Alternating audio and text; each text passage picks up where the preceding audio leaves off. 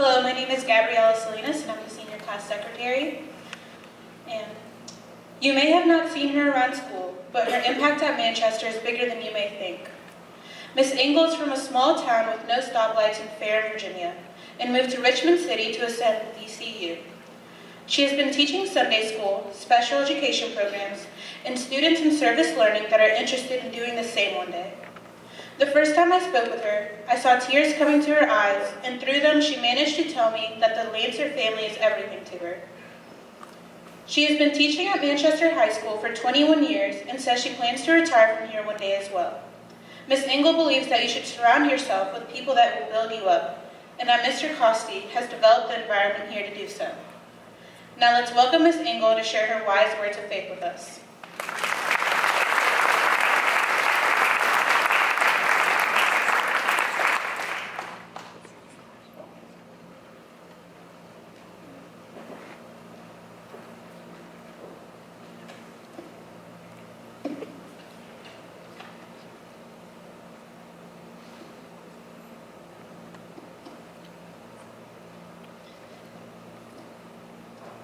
Wow, you guys look great out there. I gotta say, Corey, you're a hard one to follow, man. Good afternoon, family, friends, faculty, and members of the class of 2016. First, let me say what an honor it is to be asked to speak to you today. I've been blessed to know many of the graduates personally. I've taught some of you in Sunday school and watched you lovingly interact with your grandparents and other family members at numerous church services.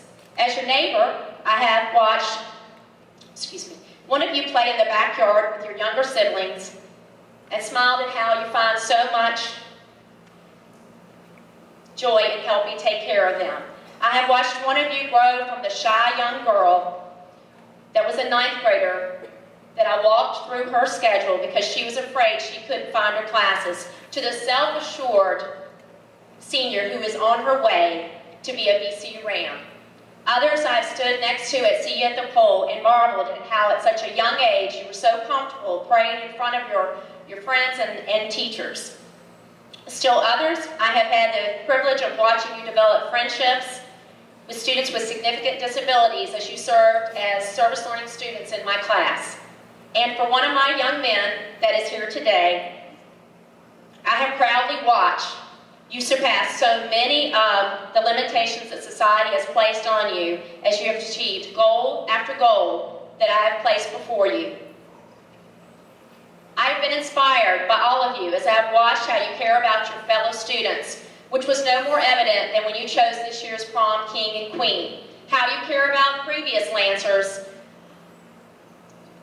as I watched you raise money and donate crafts to a little girl named Virginia Rose that most of you only knew through videos. And finally, I have watched you take care of the community beyond Manchester's doors as you have collected food for the needy, made cookies for soldiers, sent Christmas boxes overseas for Samaritan's Purse, and spent countless hours taking care of the homeless. And all of these things you have done, not because of the praise or the pats on the back you may have received, but because it was simply the right thing to do. Wow, class of 2016, you have never ceased to amaze me. When trying to decide what to talk about today, 2 verses immediately came to mind, and this is how I chose the first one. I spent the week of March 5th with my mom. Now, my mom is 79 years old and a 3-time cancer survivor. In fact, they call her a walking miracle. Because of her health, she needs a lot of help with some of her daily needs. And as many of you parents sitting here today know, it is difficult to wrap your mind around having to take care of your parents the way they once took care of you. Thus, returning to work on Monday, I was already a little down.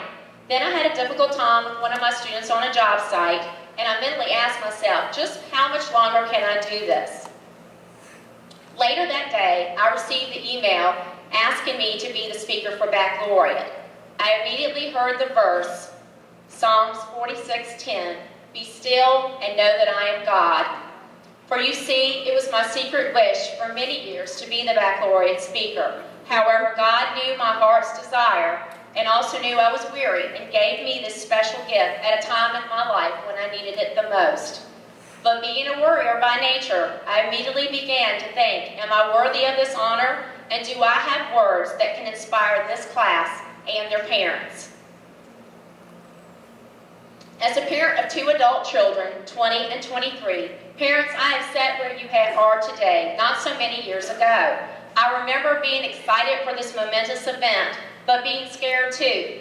Every transition as a parent is difficult. Putting your 5-year-old, or for some of you, your 2-year-old, on a bus for the very first time is extremely heartbreaking.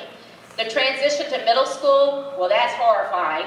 And the transition to high school is worrisome, and goodness knows, watching them drive away in a car by themselves for the very first time is stressful to the max. But there are no words to describe the feeling you have when knowing your baby is about to graduate from high school. For now, your son or daughter will officially be an adult. And even though you can and should offer guidance and suggestions on what they should or should not do in the next phase of their life, they may choose not to always listen. But don't worry, parents. You have raised some very special children, and you have equipped them with the skills that they need to move forward. And as my husband always reminds me, with prayer, they will ultimately end up where God wants them to be. For years, including this one, I have given graduates a keychain containing my favorite verse, Jeremiah 29:11. For I know the plans I have for you, declares the Lord, plans to prosper you and not to harm you, plans to give you hope and a future. Thus it was only natural that I chose this as my second verse. And since I have been described by some as a storyteller, I decided to tell you the story of how I realized God's plan for me. I grew up in a small town called Ferrum, Virginia. My mother was a secretary and my father drove a truck. My parents were divorced when I was 4 and a half, and not long after that, my dad moved away, and we only saw him once a year. However, I was fortunate, just like some of you, to have family members step up to help fulfill the father figure role. My mom worked long hours and did without herself to help provide for my sister and I. During elementary school, I was one of only 2 children that had parents who were divorced, and I was actually teased because I didn't have the so-called normal family. But that was just part of my story and helped make the woman that I am today.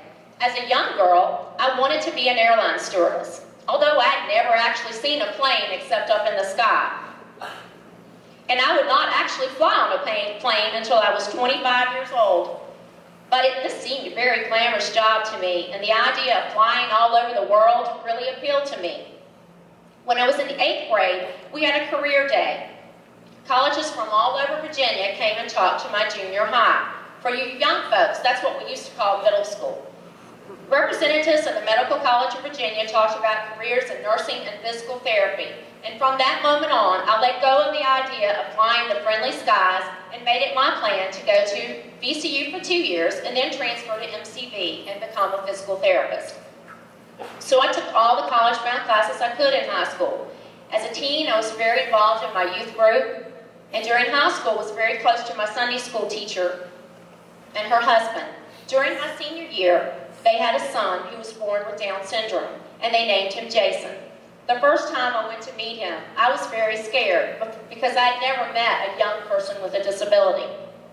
When I arrived at his house, his mother welcomed me at the door and said, "Come in and meet my beautiful boy." She calmed my nervousness with just that simple statement, and from that moment on, I would always see people for their abilities instead of their differences. Jason quickly stole my heart, and that summer I babysat him. I would continue to do so throughout my college career. In the spring of my senior year, I applied to VCU and luckily was accepted, since I had not applied anywhere else. Talk about putting your eggs all in one basket. The summer of '81, I went to summer orientation at VCU. Now please understand that I grew up in a town with no stoplights. And here I was in a major city at a time when the punk rock culture was first being introduced to America's youth. My mom must have asked me 1,000,000 times during orientation, "Are you sure this is where you want to go?" It was definitely not her plan to be sending her baby girl 4 hours away to a big city. But it was all part of my plan to realize my dream of being a physical therapist. That fall, I entered VCU as a pre-physical therapy major and volunteered at the hospital behind my dorm. The summer after my freshman year, I worked as a counselor at Camp Easterseals located in Newcastle, Virginia, with adults and children with mental and physical disabilities for a whopping $55 a week. Now, my fellow counselors and I were responsible for the total care of 8 campers for 24 hours a day for 2-week sessions. It was one of the most exhausting jobs I have ever had, but also one of the most rewarding. And as an added bonus, it helped me beef up my resume for when I would be applying to PT school. In the spring of my sophomore year, I applied to PT school and received an interview at MCV, ODU, and Medical College of South Carolina. Although I was placed on the alternate list for all 3 colleges, I didn't get in. However, I was still not ready to give up on my dream, so that summer I again worked at Camp Easterseals and this time got a raise, got $60 a week. In the fall, I returned to VCU, taking far more advanced science classes to continue to pad my resume, so when I reapplied, I would hopefully get in. In the spring of my 3rd year, I reapplied to all the same schools I had the year before, and this time, after interviewing, was accepted at MCV and ODU. Thus, in the fall of 1984, I entered PT school at MCV and thought I was on my way to fulfilling the dream of that 8th grade student. However, after entering the school, I, who had never really struggled academically, found myself failing 2 of my classes, even though I studied constantly. Thus, my dream and my plan of being a PT came to an end. I was devastated, for not only was I not going to be a PT, but I had been to school for 4 years and I didn't even have a degree. But my mom refused to let me give up and said, "You will just have to choose something else." In other words, life doesn't always go the way we plan. So pick yourself up and keep moving on. After several weeks of crying, feeling sorry for myself, it dawned on me what I wanted to do. All the memories of taking care of my beloved Jason and working at Camp Easterseals started flashing before me, and I decided to return to VCU and become a special ed major. However, another 2 years of putting his life on hold wasn't part of the plan of the man I was dating at the time, who I was sure was my Prince Charming. So he promptly dumped me, and that certainly wasn't part of my plan. Again, my mom said, "Pick yourself up, move on." After all, she said, he wasn't the only fish in the sea. So I moved back to Richmond into an apartment with my best friend, and I worked 3 jobs to put myself through the last 2 years of school. A year after moving into the apartment, an acquaintance named Scott that I knew from high school moved into the apartment below me, and we began dating. My last semester of school, I was privileged to student teach with 2 very experienced and knowledgeable teachers in Chesterfield. And although it was a great deal of work, I loved every minute of it, and now realize that this was part of God's plan for me. After I graduated from VCU, accepted a job at Evergreen Elementary in Chesterfield, and a year later married my true Prince Charming. And in 2 weeks, I'm proud to say that Scott and I will celebrate our 28th wedding anniversary. He has been an amazing husband and an incredible father to our 2 children, who have turned out pretty amazing themselves. After teaching at Evergreen for 6 years and having my first child, a daughter, I took a job at VCU working as a consultant to special education teachers all around Virginia. This job allowed me to attend workshops around the country and allowed me to gain invaluable knowledge that I continue to use in my career. When I decided to return to teaching after my second child was born, I interviewed at an elementary school in Chesterfield, and I interviewed at Manchester. Now, I'd never taught high school, and it was definitely not part of my plan to do so. However, during my interview, Mr. Costi talked at great length about the wonderful program for students with severe disabilities and the terrific students who served as peer assistants in that program. And although I was offered both jobs, for me, there was only one choice, and that was Manchester. From that day forward, I became a Lancer for life, and I began to bleed orange and blue. And although I might have had to think about what to say today, I never had to wonder about what to wear. I've now been a special education teacher for 29 years. 21 of those have been at Manchester. And guess what? Everything I learned in PT school, I use every day in my classroom. My husband and I have taught Sunday school to middle school and high school aged youth at our church for over 11 years. For me, teaching is a passion, and I cannot imagine doing anything else. It is truly how I define myself. God's plan for me was always to teach. He put people and opportunities into my life to help me see the plan, but for a long time, I was too busy to be still and listen. And God's plan was definitely for me to be a teacher at Manchester, for it is here that I have been surrounded by teachers and administrators who have become my lifelong friends and mentors. People who praise me for a job well done, encourage me when I am frustrated, who offer a shoulder to cry on when I am down, who offer constructive criticism when I need it, and others who pray with me and lift me up when I am weary. The students and the families that I have worked with during my 21 years at Manchester have truly blessed my life and made me a better human being. Our family moved into the Manchester district in 1997, so when the time came, my kids could go to Manchester if they chose. My daughter chose to go to another school, that green and gold school.